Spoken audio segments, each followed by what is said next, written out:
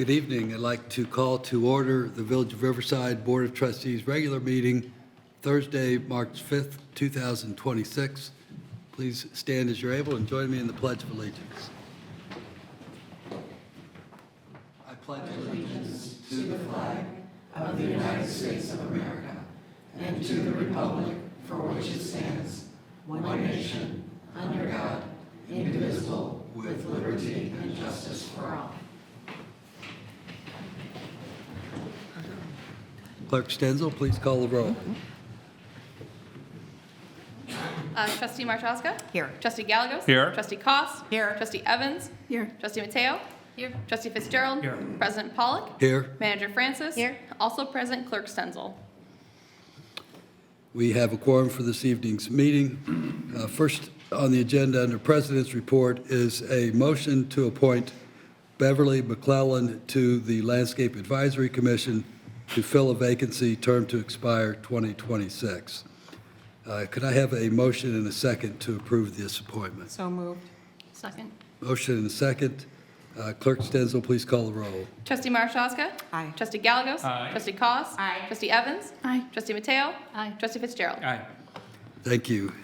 Thank you, Beverly, for volunteering to serve. And if you could come to the podium, and Clerk Stenzel will affirm your appointment. Do I need to read anything? Because So you'll be repeating after me.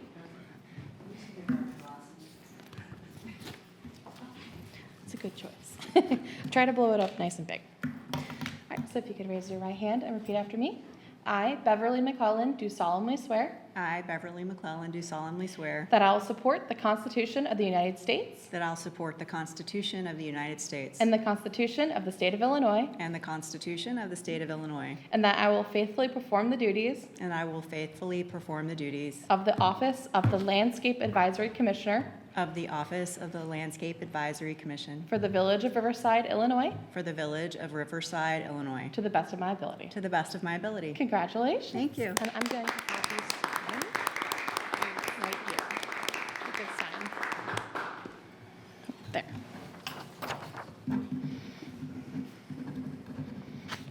Perfect. Happy to have you on board. Once again, thank you, Beverly, for volunteering to serve on this important committee.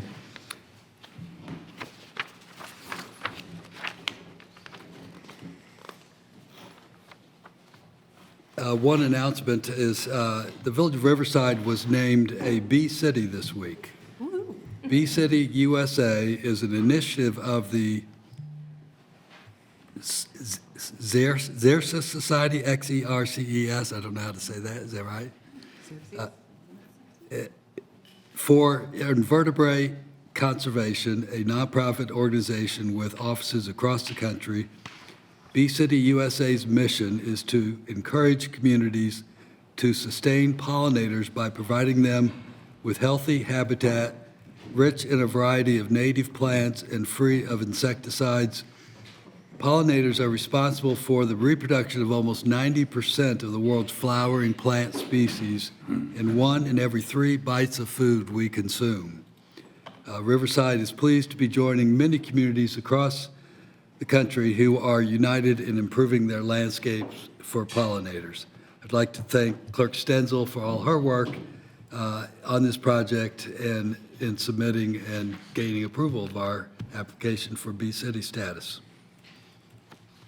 Upcoming meetings include March 10th, Landscape Advisory Commission, Village Hall, 6:30 p.m. March 11th, Economic Development Commission regular meeting, Village Hall, room 4, 6:30 p.m.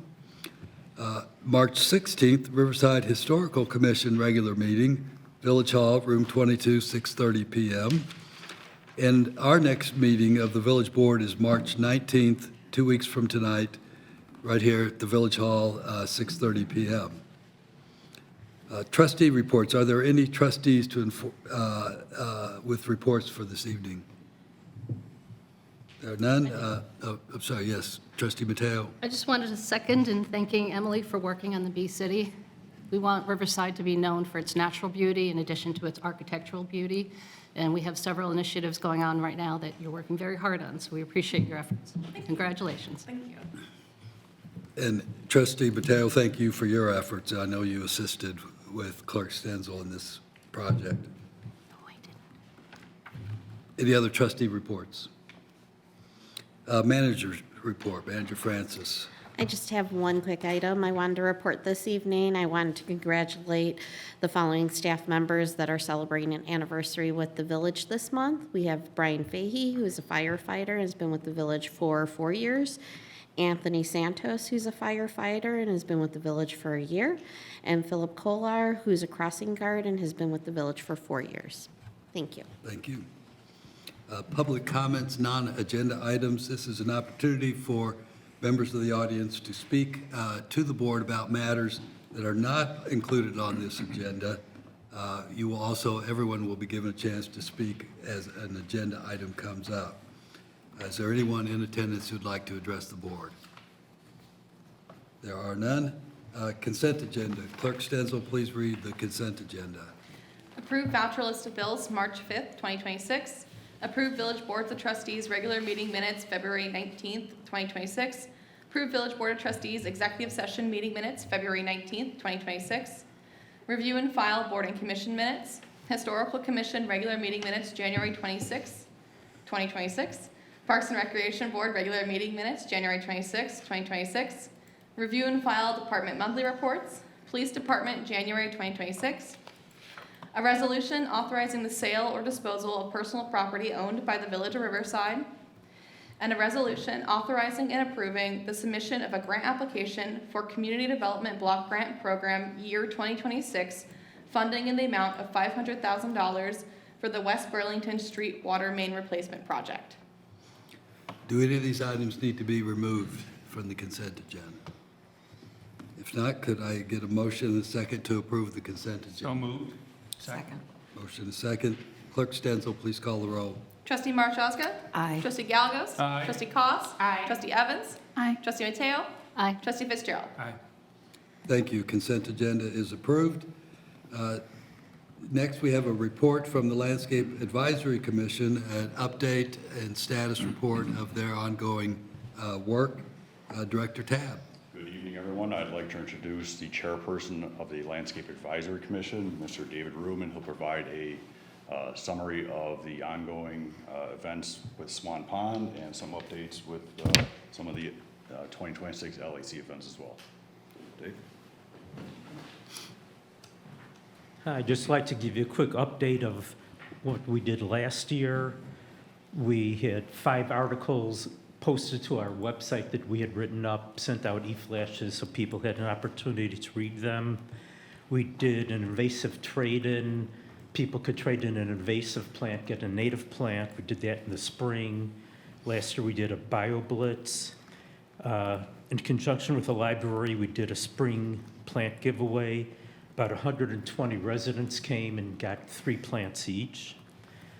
We hosted a native plant sale with Stellar Native Plant Nursery. We had 5 plantings of triangles, one of them with the RB Ecology Club. We participated in 2 events for the sesquicentennial. We had a fall invasive trade-in, and in conjunction with the library, we did something for October, some kids' crafts. And this year, in addition to other things, we're going to be doing spring and fall invasive trade-ins. We'll be at the farmer's market. We're going to be doing a spring and fall plant giveaway. And we already have 3 presentations lined up with outside people coming in to present at the library.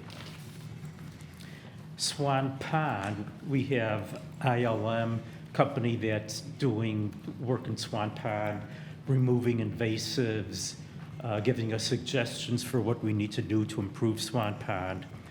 So since 2023, there's been a pretty big improvement. 2023, there was 8% of the plants out there were invasives.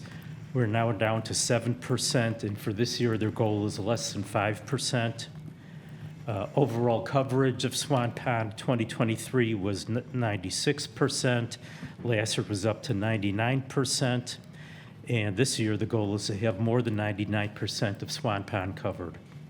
So some of the things they did last year were herbicide applications to get rid of things like reed canary grass, which was the primary invasive they're working on.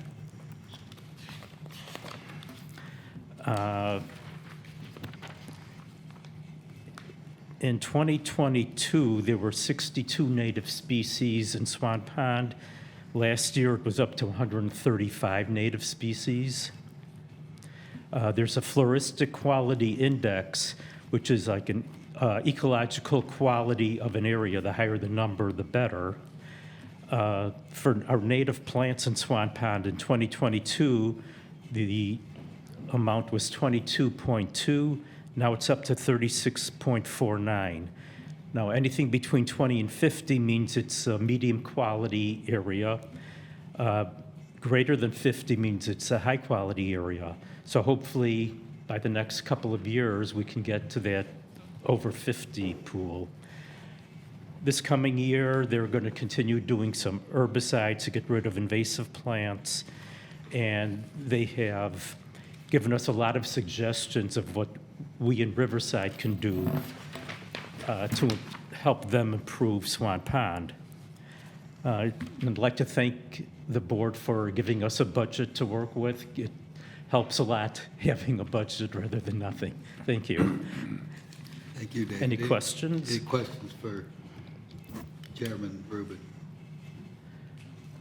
Okay. Thank you, thanks. David. Thank you. And also, thank you, Director Tabb, who is the staff liaison to the Landscape Advisory Commission.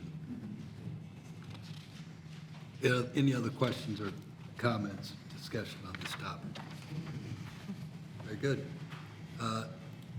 We seem to have a theme this evening, which is appropriate as spring approaches. Next on the agenda is sustainability update from Clerk Stenzel. Thank you. First, I want to thank all of the board for your continued support of sustainability initiatives. I don't mention everyone by name in this update, but numerous board members have played a major role, first in the adoption of the Climate Action Resilience Plan, but also as continued investment and discerning interest in the implementation. So staff are currently utilizing a master matrix and implementation tracker to assign different responsibilities and roles of those initiatives to the staff member who will be responsible for helping enact them. Thus far in 2026, as President Pollock stated, we received our Bee City USA designation. Currently in progress, we have our Bird City USA designation.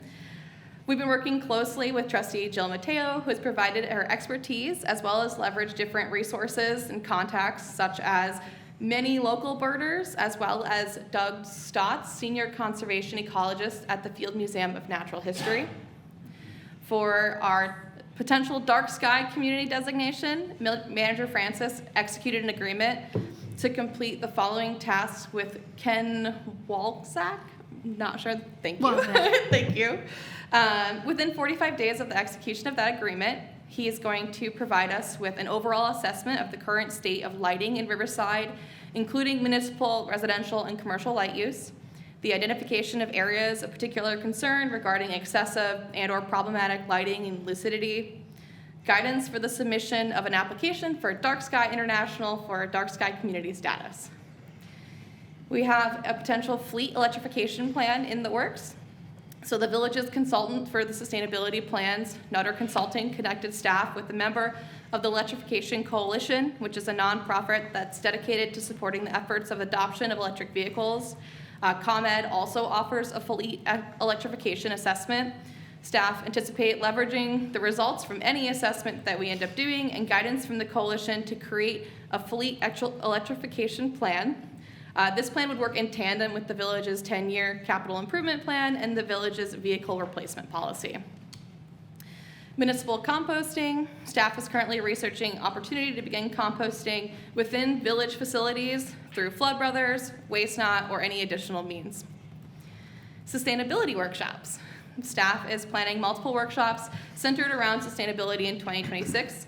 The first workshop is going to be about rising energy costs and the potential opportunities to offset them, as this was one of the greatest concerns that was identified by residents during the energy assessment survey. Parks and Recreation nature programming. Parks and Recreation has created multiple new programs centered around nature. While this is not a direct correlation with sustainability initiatives identified in the plans, it does create an enhanced appreciation for an environment in a way that's both educational and fun for attendees. This is possible in part due to the addition of Recreation Supervisor Alyssa Szymanski, who is a certified master naturalist. Coming up next, we do have our waste hauler contract. The current contract with Flood Brothers is set to expire in May of 2027. Due to the impact of potentially switching waste haulers, should the contract not be renewed, staff will begin surveying the community for feedback and begin research for a request for proposal beginning spring 2026. Thank you. Any questions for Clerk Stenzel? Thank you. Excellent work, yes. All good. Thank you very much. Pending business, a presentation of proposed Turtle Park Playground, RVI Planning and Landscape Architecture. Director Malchiotti. Good evening, President Pollock, Village Trustees, Manager Francis. In December of 2023, we embarked on a journey of creating a master plan for the Parks and Recreation Department that would provide a roadmap for the future of recreation in Riverside. Unsurprisingly, one of the top priorities was to renovate and replace our playgrounds, with Turtle Park at the top of the list. As the village was able to obtain funding through State Representative Rashid's office, we quickly turned our attention to the planning and design of Turtle Park. In coordination with our team from RVI Planning and Landscape Architecture, we conducted a community engagement to obtain critical feedback in regard to this project. We held an open house, a stakeholder meeting, and solicited feedback from Preservation and Landscape Advisory Commissions, as well as the Frederick Law Olmsted Society. This information, along with many hours of discussion at the Parks and Recreation Board level regarding the project, have led us to the current recommendations. The proposed design not only maximizes available funding, but addresses the feedback we received from residents, which was natural in appearance, increased size of the playground, and activities for a wider range of ages. We believe that the Turtle Park project has the opportunity to provide a truly bespoke design, bringing something very unique to the area. So materials and design being recommended are the culmination of that feedback and deliberation. Our goal is to provide fun and inclusive play opportunities for a variety of ages, but to the discerning eye, it will blend in with the existing natural landscape. It is important to note that on paper, while this project may appear over budget, the only estimate for this project was based on the available state funding of $250,000. So even the most basic replacement would have been over that threshold. And while we are very grateful for the legacy donation from the Sesquicentennial Committee, we still would have been over budget based on that $250,000 number. That said, the village manager, public works director, and myself have met and already determined ways to lower costs by purchasing direct equipment directly and performing some aspects of the project in-house. We will continue to work on those efficiencies as the project progresses. I also want to make it very clear to the general public and to the trustees, this is not an either-or decision. We will absolutely be constructing dedicated pickleball courts. They will just be addressed within the full scope of the future Harrington Park renovation as opposed to a standalone project. So at this time, I would like to turn things over to Steve Conters and the team from RVI, who can present this project in a much more lucid and straightforward manner than myself. Steve? Thanks, Ron. Pleasure to be before everyone tonight and give you an opportunity to see the progress of the design. Just make sure I've got I should have brought my glasses back and next. All right, okay. I think I've got it. All right.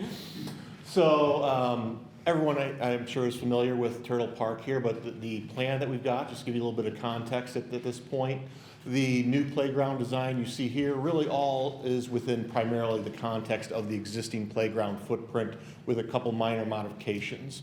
So what you see is sort of the green tree wash that surrounds it represents that we really aren't impacting any, we're not expanding outside the boundary and doing any negative impacts to the existing vegetation of the trees.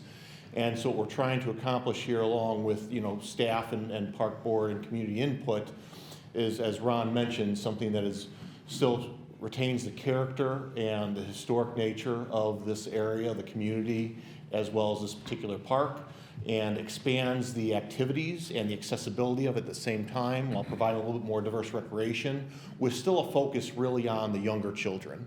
So what you see off to the sort of top of the page coming down is sort of a new concrete walk that ties into the access walks that bring you into this particular parcel.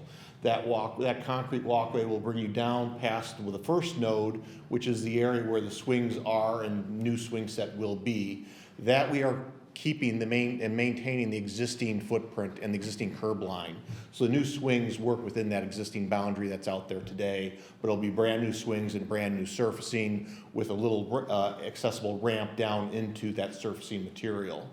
As that walkway kind of swings past that and brings you down to the little south area there, it comes into a little seating nook that you see as the pavement expands out a little bit. We've got a little bench there with sort of trash and recycling receptacle locations that are just varied across from that playground space. This is the one footprint that is expanding a little bit. So right now, there's a small traditional kind of play piece there that will be expanded a little bit, so as we replace that play piece, we're able to provide a little bit more diverse recreation for the younger generation in that area, which will show you some more detailed images of what those play features will look like.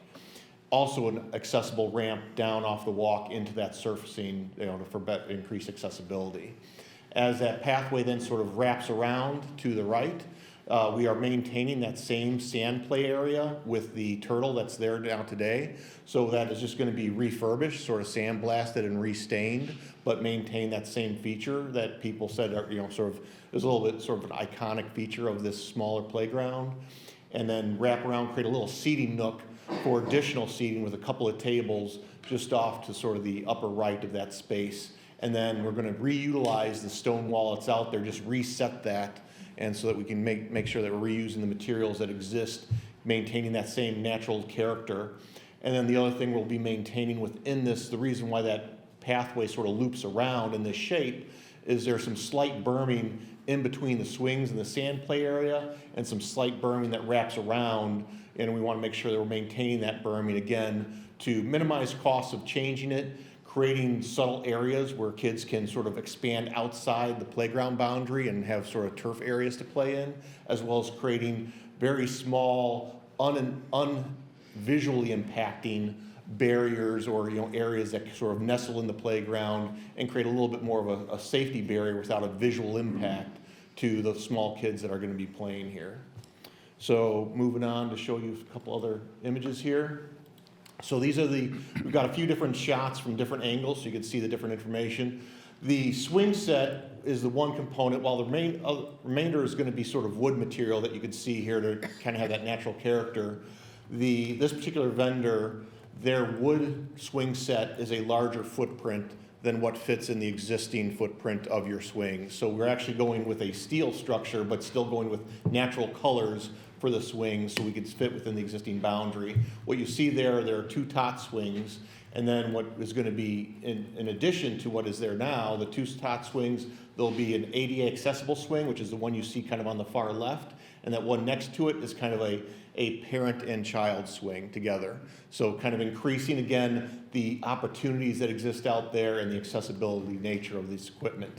What you see off to the right-hand side, which is the main play feature area, is sort of that small sort of wagon truck item for sort of imaginative, social, and collaborative play for younger kids.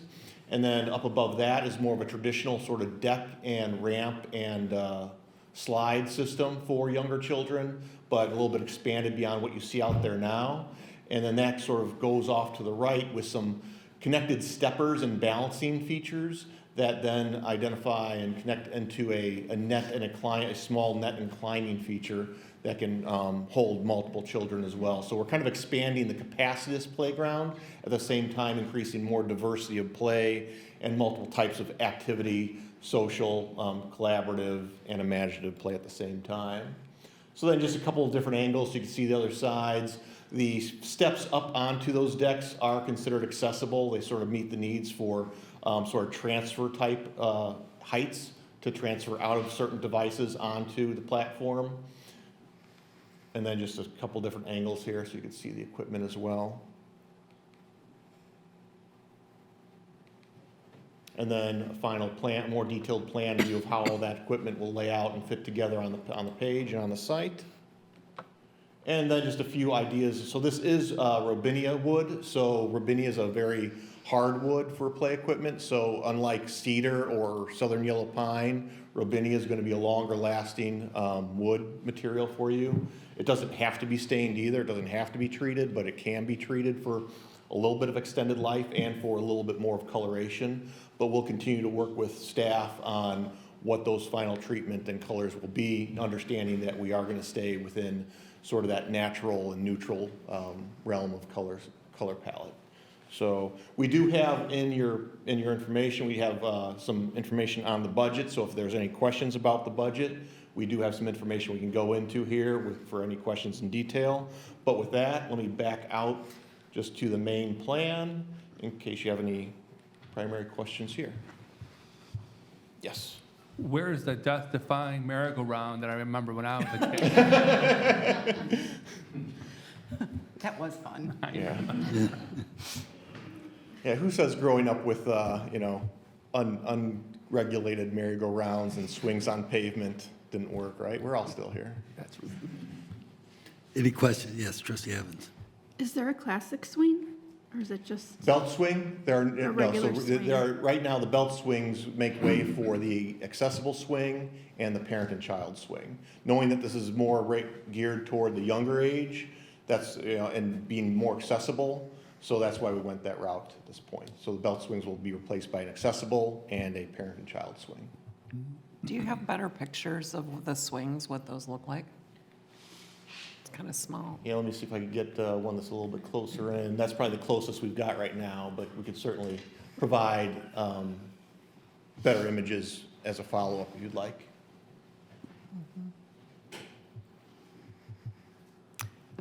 Any other questions for a consultant or staff? Maybe just one question. During one of the visiting sessions that I sat in on, there was a lot of talk about, different imaginative ideas for structures and playing off the turtle theme a little bit more. Was there anything, is this just because something like that is not commercially available and it would have to be custom done? Is that? So one thing that's sort of a more subtle thing that we're going to do, thanks for asking that question because I did not point it out. To the left middle, you'll see what sort of turtle track paving. So the intent is that in addition to maintaining and renovating the current turtle sculpture there, we're going to do like turtle tracks in the pavement for something, again, that's very low cost and sort of becomes sort of a hide and find type thing throughout the process, sort of like a discovery element. But if there is a wish to see more play on the turtle theme, we can certainly, as we finalize this going into the construction document phase, we can work with this playground vendor to see if there's a couple minor adjustments we might be able to make to increase that theme if there's a wish for that. Yeah, thanks. Also, just to add to that, so the part of the discussion at the Parks and Rec Board level is with the potential option for Phase 2 and that consisting primarily, entirely of natural materials and natural layout, they chose to focus the funding that we had on expectations for a playground. So we had the discussion about if you come to the playground, you're probably going to expect swings, you're probably going to expect slides. So while there is some imaginative play in there, the actual like nature pieces and kind of wide open imaginative play, we felt if that's going to be addressed in Phase 2, we could do a little more kind of traditional expectations for playground here. Yeah, I just, saw the truck and I thought, how does that go with the turtle? So that was one reaction that I had.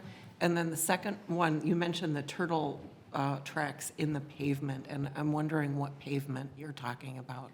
So the concrete walkway and the seating areas, so in and out, and some, right now it's very conceptual, so we'll figure out the details of exactly where that will be and what it might look like and what type, some of it might be actual just sort of outlines of different types of turtle shells or shapes, and some might be the idea of, the tracks left after, certain turtles lay their eggs in the sand. And so the idea is just conceptual at this point. We need to work out the details of what exactly those imprints might look like and where they're going to be located. And any walkways will be exposed aggregate.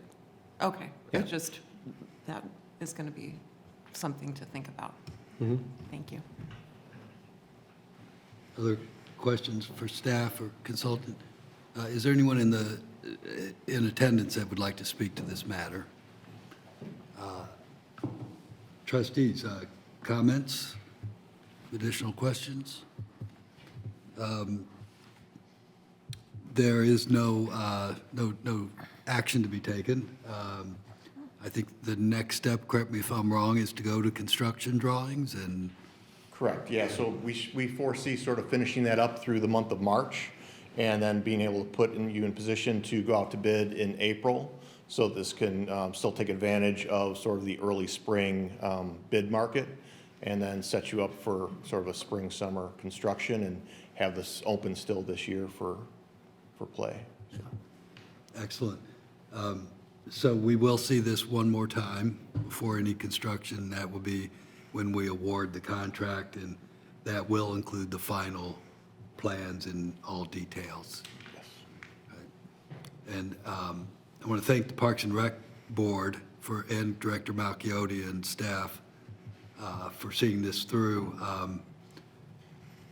While this is, a neighborhood playground similar to some of the other neighborhood playgrounds we have in the village, it is one of the more high visibility areas. So I think the extra budget is justified to get type of park that we can be proud of. So thank you for your work. If there's nothing else, we'll move on. All right, thank you. Thank you. A resolution approving gateway sign agreement. Director Siren. Good evening. This resolution would approve a license granting the village permission to construct and maintain gateway improvements at the corner of Harlem and Long Common. In January 2025, the board selected this option as the preferred design. And here you can see a bird's eye view of the proposed improvements. Just to note, these improvements will be funded through Business District 1, which currently has a positive fund balance of a little over $10,000. After completion of the project, the fund balance is estimated to be negative at the end of this year, but the balance will again be positive at the end of 2027. The village will realize cost savings if the project is completed this year due to rising construction and material inflation costs. The estimated construction costs are $152,640, with construction to be completed this year. A proposal and agreement for the work will be an upcoming agenda item for the board's consideration. Of note is that this item meets a few of the board's strategic goals, but most notably to enhance the attractiveness of the north entry of the village with signage and other enhancements. I'd be happy to answer any questions you might have. Any questions for staff? I would just emphasize that this is being paid for through business district funds. That's a 1% sales tax generated within that business district, which is basically the two corners of Long Common and Harlem. That money can only be used in the district. It cannot be used for any other village purpose other than capital and incentive programs within that particular district. If there are, is there anyone in the audience who'd like to speak to this? If there are no further questions or comments from the board, I would ask for a motion and a second to approve the resolution. I'll make that motion. Second. Motion and a second. Clerk Stenzel. Trustee Mariaska? Aye. Trustee Galagos? Aye. Trustee Cost? Aye. Trustee Evans? Aye. Trustee Mateo? Aye. Trustee Fitzgerald? Aye. Resolution is approved, and thank you, Director Siren, for your help as well. An ordinance amending village code relating to food trucks and special events. Clerk Stenzel. So this ordinance amends the village code related to special event fees and special event food trucks. So the special event fees, the ordinance will be placing fees into the fee schedule, including a parking lot rental fee. Currently, there's no fee other than the cost of public works personnel posting signage or placing barricades. This is when a park or a parking lot is taken offline for the exclusive use of a special event and not available for typical use of the public. The fee is the fee to be added is a $45 flat rate fee for each single day of use. This amount is in line with the currently existing park rental fees that vary depending on length of usage from $45 to $50. Additionally, the village attorney revised the hold harmless section to clearly contain provisions to safeguard village property and ensures that fees are recovered in the event of any damage, such as to the parking lot. The special event food trucks side of this is based on board consensus at the previous meeting. The ordinance was created to amend the code, the requirements being attached to a special event, defines the event as lasting no longer than 3 calendar days. Temporary food service permit is required and there's a fee. It's applied per business, per event. Limited to twice per month, per location, cannot exceed 50 days per year. Village-sponsored events are exempt from the foregoing limitations. Special event food trucks will undergo a review process just like our regular special event applications to ensure compliance with safety regulations, village policies, and other relevant guidelines. Staff will also provide updates every 6 months on any issues or if things are going great or if we're having an increase.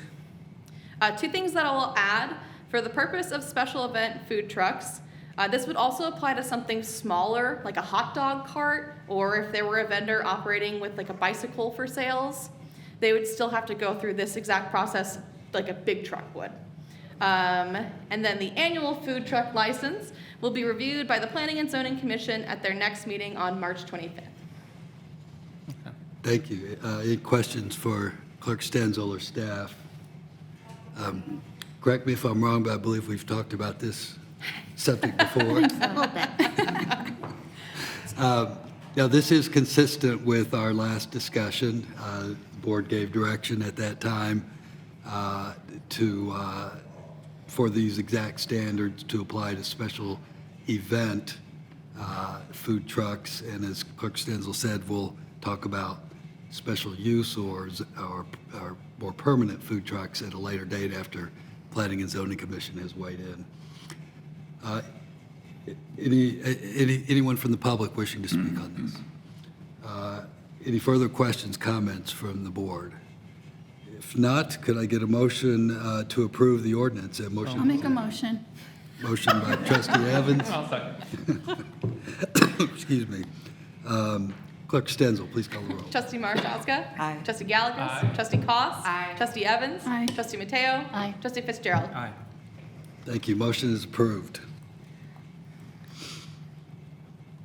An ordinance amending Chapter 23 of Title I of the Village Code of the Village of Riverside relating to administrative adjudication fees. Finance Director Zavala. Thank you. At the November 20th, 2025 board meeting, staff reviewed fees that were not in line with operational costs. Administrative adjudication hearings was a cost that staff recommended a $30 administrative processing fee be implemented to cover some of the costs of holding an adjudication hearing. The village pays around $34,000 a year to offer this service to residents, so they have the convenience of not having to attend court in Maywood. The fee would only be applied in the finding of a liable judgment and for building if a person requests to appear and does not attend adjudication. The ordinance is drafted to reflect accordingly. Thank you. Thank you. Any questions for staff? Any public comment on this subject? If there's no further discussion or questions from the village board, can I get a motion and a second to approve the ordinance? Motion. I'll second. Motion and second. Clerk Stenzel, please call the roll. Trustee Marshallska. Aye. Trustee Gallagher. Aye. Trustee Koss. Aye. Trustee Evans. Aye. Trustee Mateo. Aye. Trustee Fitzgerald. Aye. Thank you. Ordinance is approved. New business, discussion standards for outdoor dining areas. Director Siren. Thank you. This item is to discuss potential updates to the outdoor dining standards in the village code. So go here. Staff is seeking the board's direction tonight on whether and how to address some gaps in the code. The code currently addresses basic safety and operational requirements, but there are some gaps, specifically barriers, lighting, umbrellas, decorations, and service equipment, which is likely to be in most outdoor dining areas. The code doesn't really address those. So this is just a discussion item. We're just asking for your input. We're not taking a vote on this tonight.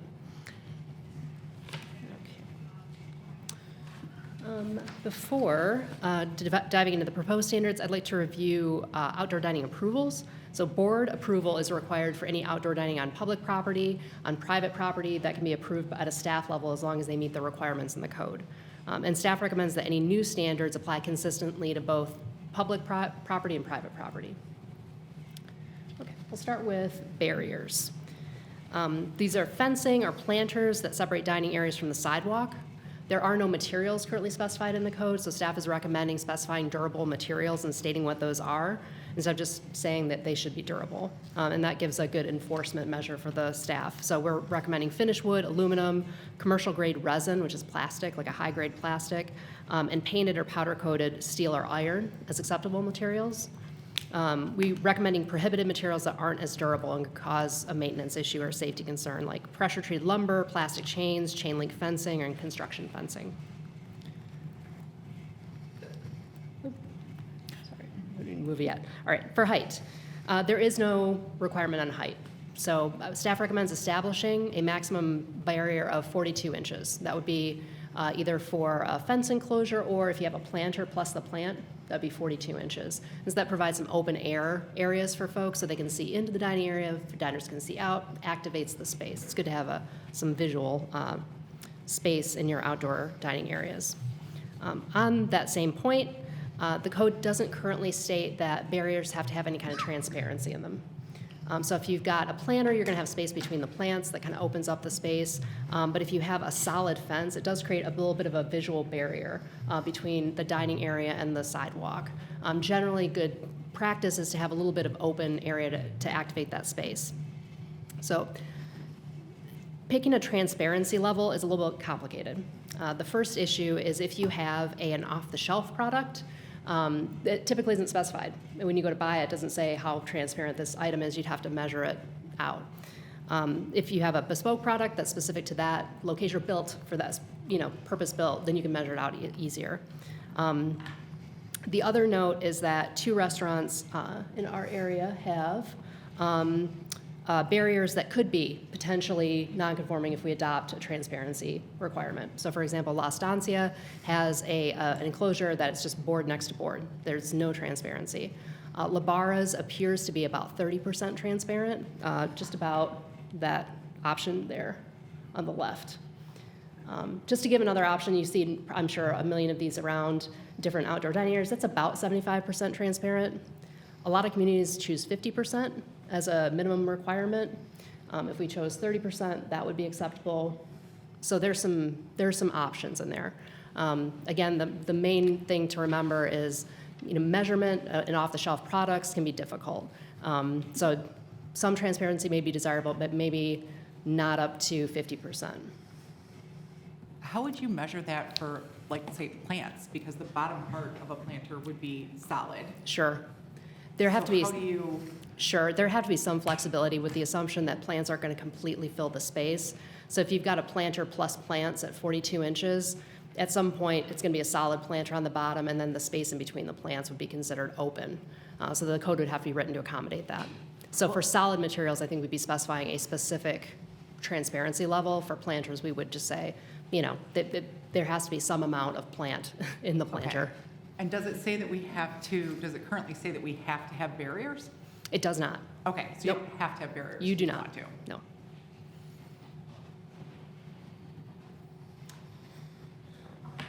Okay. So those are the considerations for barriers.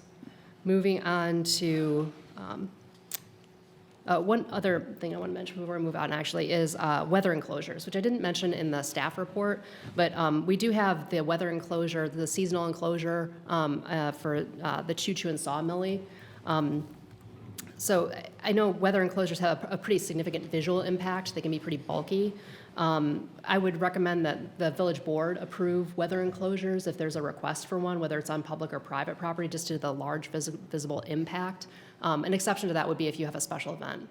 Village Manager Francis reminded me that Molly's, when they were here, had I think a weekend permit for a special use for St. Patrick's Day, an outdoor. So if you put something up, take it down within a weekend, that seems relatively negligible, as opposed to having something that's up maybe October through January or something like that. Can I ask another question? Of course. Sorry, in my mind, I'm taking this like barriers first, then umbrella, like Sure. just one at a time here. But have there been any complaints about any of the barriers that are already up in Riverside? I'm not aware of any complaints. I know that Village Manager Francis reminded me that the village board has mentioned providing more specific standards for outdoor dining areas during different meetings. So then would barriers that are already up be grandfathered in? You're already ahead of me. Yes. So that's a question that I would ask the board. Okay. If you'll indulge me, I'll get to it in a minute. Oh, you know how much I love this. Let's go. So you were just talking about the weather. Enclosures? Yeah, so I believe Choo-Choo has a clear plastic enclosure, so that wouldn't be allowed. Well, that would be up to the board's discretion. My recommendation would be that the board reviews the design and make sure that it's consistent with the effect that you want to have. I've seen some enclosures that are completely clear, and then some that have kind of a hip level enclosure like you would for a wall or a fence, so that there's some sort of visual break between the clear plastic and the bottom of the enclosure. For those case-by-case weather enclosure or maybe igloo type things, would it be contemplated that even if it was board approval for such items, that it need to comply with the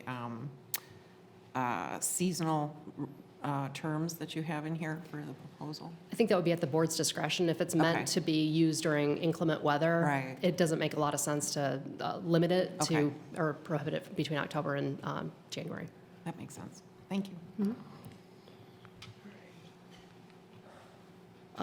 We have some basic standards for umbrellas that hopefully aren't too objectionable, that they've got to be safe, effectively properly anchored, allow adequate clearance, not obscure signage, and closed and secured when the business is closed or during high winds. Regarding lighting, for lighting, the general standard that we're proposing is consistent with what the village already requires. If you have outdoor fixtures for the dining area, that they be located within the dining area, fully enclosed and directed downward, have the light bulb covered. The one exception would be decorative string lights, which we recommend treating separately. They're popular. They create ambiance. They are, by their nature, very difficult to shield. So I looked at the dark skies recommendation for how to handle these to make sure that they're compliant with standards and the dark skies recommendation. So they recommended, that on the technical side, that the bulbs are no larger, or no greater, I guess, than 11 watts or 100 lumens, and they have a maximum color temperature of 2700 Kelvin, which, if you have a discerning eye, is kind of a warm amber color. And those are, I looked on, popular websites where you might buy those, and those are listed on the box, so that should be easy to comply. But the other recommendation is to make sure that they're enclosed within the dining area. Regarding decorations, very simply, staff proposes that anything decorative be securely fastened or properly anchored to avoid it being a safety hazard, and also just to reiterate that any signage within the area needs to meet the village's sign standards.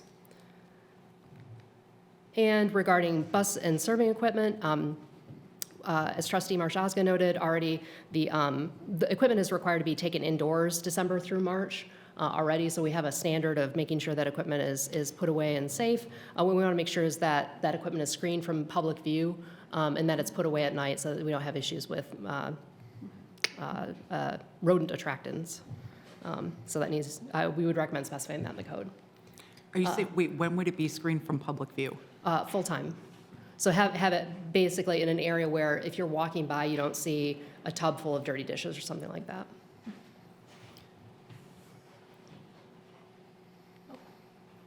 onto non-conforming areas. Woohoo. So Exciting. without specific board direction, staff didn't do a deep dive into all of the areas of the dining areas to make a comprehensive list of what might be non-conforming. But just taking a glance around, we did notice that, like I mentioned, La Estancia, the enclosure is board on board. There's no opacity to that enclosure at all. La Barra looks like it's about 30% opacity. So if those, for example, are non-conforming features, there are a few different ways I think that the board could address non-conformities if they make changes to the code. One, the board could just say, as of this date, everything that was installed and documented is grandfathered in. It's legally non-conforming. Another option could be if you want all of the items to be conforming, is a phase-in approach. So for example, lighting fixtures, string lights, and decorations are less expensive than an enclosure. And it could be that by the end of the first year, that any non-compliant items that are less of an investment need to become compliant. And over a certain other specified time, say 5 years, after the adoption of the ordinance, that any non-conforming enclosures are brought into compliance. So that kind of creates a two-tiered approach to protect investments that people have already made.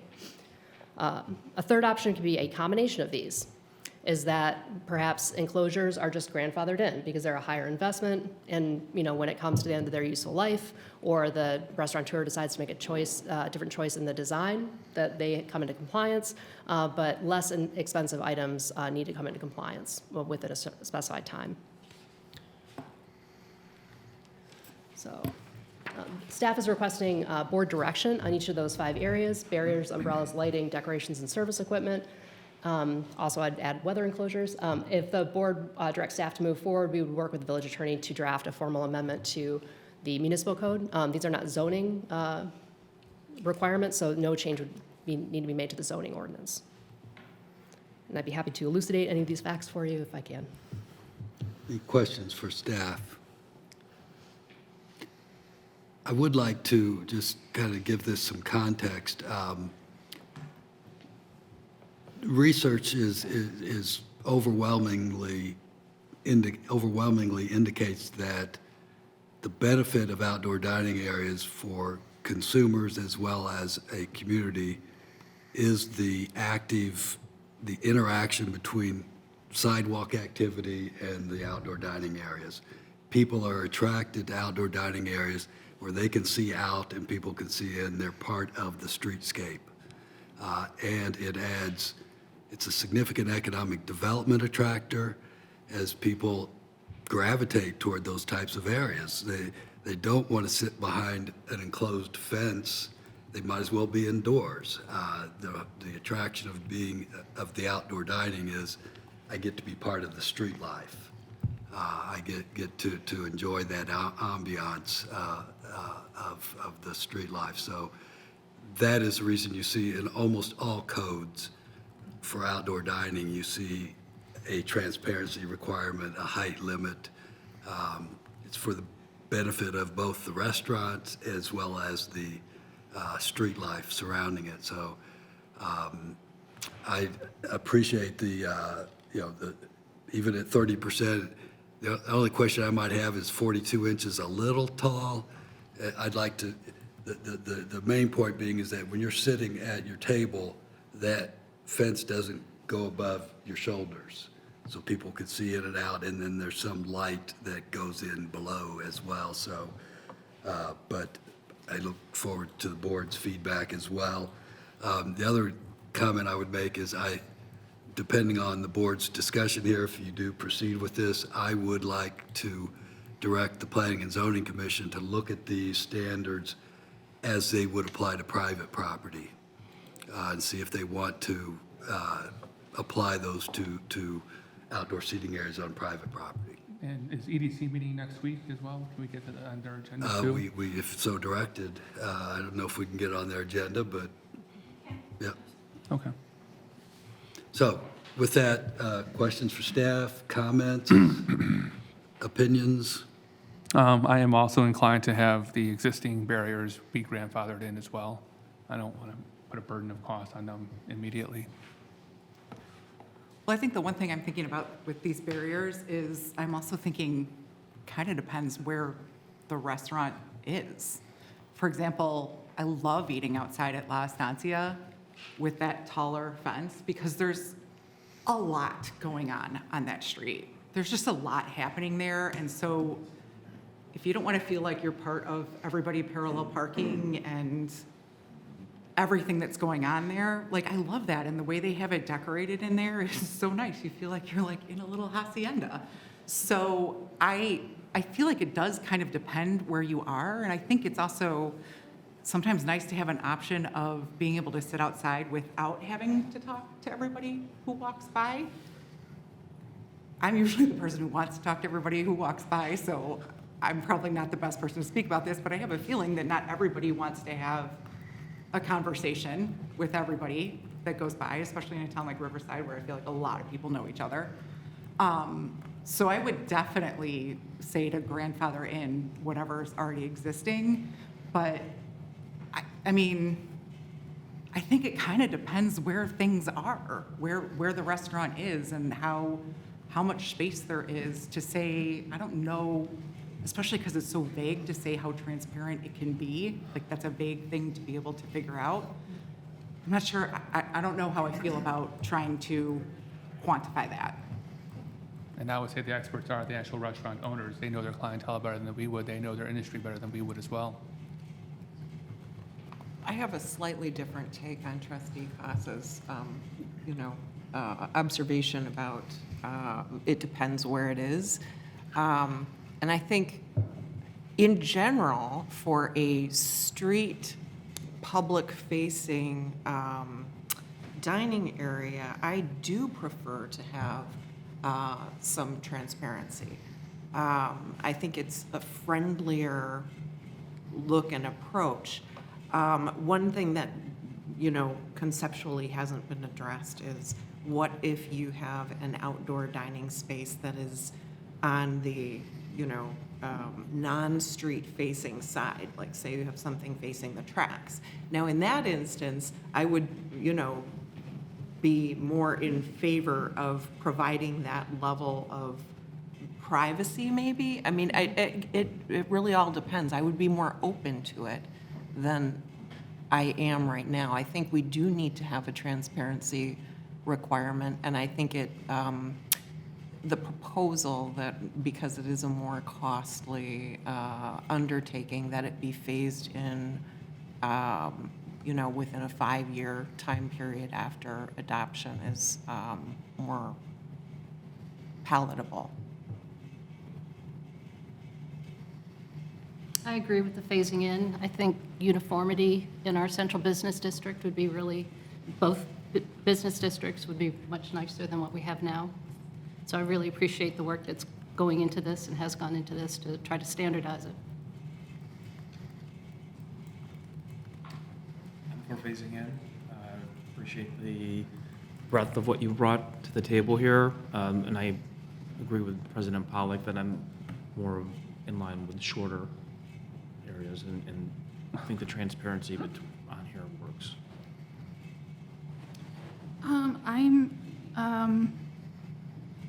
I'm just going to stick with the research cited by Doug that President Pollack that it should be more open. But I do want to say that I very much enjoy La Estancia's little cozy patio. There's both ways are nice, but I understand for the visual and the interaction that maybe 30% would be a 30% transparency might be a good compromise. I guess I also think what Alex just mentioned, I think is something that's important is if a business decides to put, La Estancia decides to put up that fence and no one wants to sit out there because the fence is not opaque or too tall, then naturally they're going to make changes to that based on what their customers want. I'm a little reluctant to tell people what to do with their businesses, with their barriers. I feel like but like what Alex said, they know what their customers want, and they know they're going to do what they think is best for their business. And that type of diversity is much better than uniformity. So would remind, this is on public property, not on private property. One option that I think compromise is to create a general standard, but then create a system for varying those for particular circumstances. If they demonstrate safety, unique circumstances, a unique condition that might require a fully opaque or higher wall, and they meet certain standards. So an exception could be created for an individual store if that's what we wanted. Aren't all outdoor dinings, didn't they require approval at some point? Either staff or board approval, yes. Was the wall approved for La Estancia? I will double check on that. Could these coming into conformity with the facade grant program be a potential source of funds for it, for a restaurant? That would be up to the board. With regard to the enclosure, so the outdoor dining was approved, the enclosure was added after the fact. And so that piece did not need to come back to the board for the outdoor dining at that point in time based on the parameters within the code. Thank you.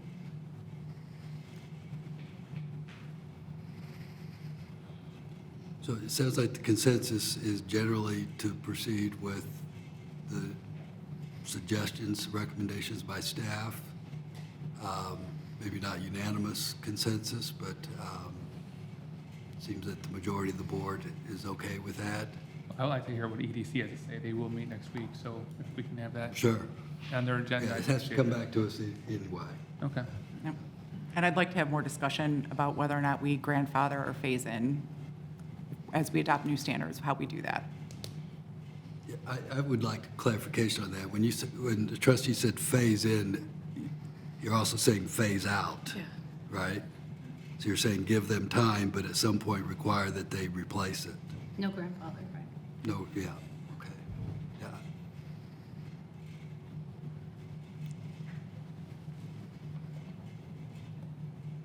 So we'll send this to Economic Development Commission. Does the board agree to also send it to Planning and Zoning for private property only? Or do you want to hear from them on how these standards may or may not apply to outdoor dining on private property? I'm not opposed to it. Manager Francis? And what could be done, similar to what we've done in the past before we're going through any text amendment or changes in the process, we could get the feedback from the different commissions, present to the board where we're at, and then the board can provide additional direction before there's anything that's finalized in the form of a final ordinance and things of that sort. Just one more thing about this before we leave this, because it's kind of bugging me a little bit. One of the things I love about Riverside is all the different architecture, all the different looks that we have. And I don't know, sometimes it just starts to bug me a little bit when we try to make everything look the same. And really, we seem to, I know we have standards for signage and all these other things, but I think, I don't know, sometimes I feel like we go too far with making everything try and be the same and the same looking and the same materials. And I think that takes away from some of our businesses to be able to express themselves and express what's unique about their businesses. So I get a little nervous when we start to dictate to businesses what they can and can't do, especially when it comes to expressing who they are as a business and creating what ambiance they want as a business. I know that we do this with lighting, we do this with signage, but I think we need to be careful how much we do this, because each business is unique and each business deserves to be unique and to do things the way they think is best for their business. Part of diversity. And I don't want everything to be so much the same. Just my opinion. Yeah, a French restaurant's going to have a very different outdoor seating area than an Italian restaurant, just because of the different cultures that they bring out. I agree. I agree with Trustee Cost on that, and I think this code, or the recommendations, the outline, the concepts allow a lot of flexibility. You'd have, I think it would allow what is in front of Breakfast Hacienda. That's completely different. These two are same color, but otherwise they're different. I still think there's a wide range. Someone could do a cable type of enclosure. There's a wide range of plenty of design options, even under these very limited proposed standards. So, yeah, but I appreciate what you're saying, Trustee Casso, that we do want to be mindful of that. So this will go to the Economic Development Commission, Planning and Zoning for private property only, and then it'll come back to us at some point. Okay. Thank you so much. Anything else from the board? Any public comments on this, I should ask, as always? Yes? Please come to the microphone and introduce yourself for the record. Hi, I'm Beverly McClellan. I just wanted to add on to the concept of it being considered, what the factors might be in considering whether you were going to create a variance for it would be perhaps the vehicular traffic and the lighting that's impacting diners. Just as a resident that experiences that in a high-traffic area and the main section of our downtown. So that might be one thing to consider in your variances. Thank you. Thank you.